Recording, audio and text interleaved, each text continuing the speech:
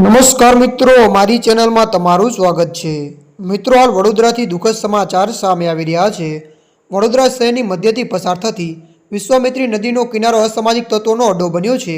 નદી કિનારાની જગ્યાએ ગેરકાયદેસર પ્રવૃત્તિઓ માટે અસામાજિક તત્વોને મોકળું મેદાન મળ્યું છે।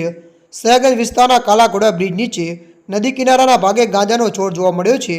2 થી 3 ફૂટના છોડના વાવેતર પાછળ કોનો હાથ છે તે પોલીસ તપાસનો વિષય છે।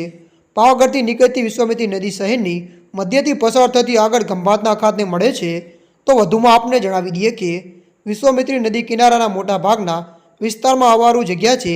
નદીમાં મગરનો વસવાટ હોવાથી કેટલાક સ્થળે લોકોને અવરજવર માટે સરકારી તંત્ર દ્વારા પ્રતિબંધ લગાવવામાં આવ્યો છે।